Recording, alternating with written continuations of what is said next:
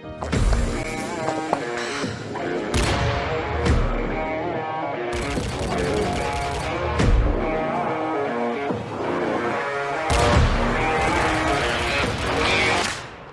ako maglaro noong 1999 hanggang sa tumanda ako na tumungtong ako ng high school hanggang sa nasira ang pag-aaral ko sa high school dahil sa paglalaro ng computer. Lagi akong absent, cutting classes, laging bagsak sa mga exam.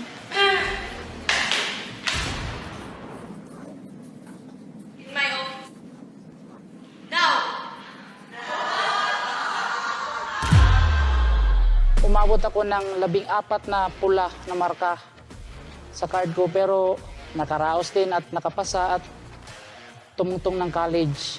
Pero doon pa pala magsimula ang lahat na nag-college na ako at nag-boarding house. Doon ko nasubukan na walang bawal, walang bantay. Mas lalo akong nalulung sa pagko-computer.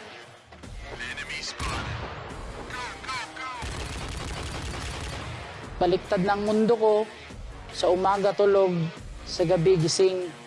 Isang beses lang kumain, hapon lang. Tapos laro buong gabi. Hanggang sa isang araw na binigyan ako ng mama ko ng 5,000 para sa tuition. Sinabi ko sa sarili ko na pagsaradong cashier. Ubusin ko to sa paglalaro. Yun na rin ang nangyari. Inubos ko yung tuition ko sa paglalaro. Hanggang lulong na ako, nangangayayat na. Hanggang sa nahuli ako ng mama ko na hindi na ako nag-aaral. Hanggang sa isang araw, napansin na lang ng mama ko na namamanas yung paa ko. Oo. Ba't namamaga yata yung paa mo? Pakiramdam ko, lutang ako. Parang kumikislap lahat sa paligid ko. Hindi ko alam ang pakiramdam hanggang sa tuluyan ako na ospital at doon nalaman na nasira yung 2 bato ko. Do, ano po ba talaga ang sakit ng anak ko? May problema na pong bato ng anak niyo. Stage 5 na po. Niyakap ko yung mama ko. Sinabi ko sa kanya na kahit kailan hindi na ako maglalaro. Kasi alam ko dahil sa paglalaro, dahil sa pagka-addict, nasira yung katawan ko, pag-aaral ko, kinabukasan ko. Pagkatapos ng ilang buwan na dialysis sa Davao, nagkaroon ako ng sakit sa mata.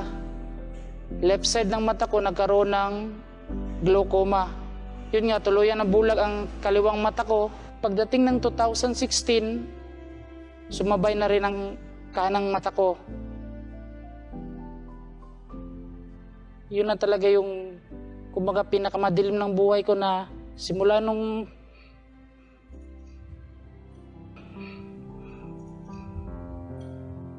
yung nabulag ako.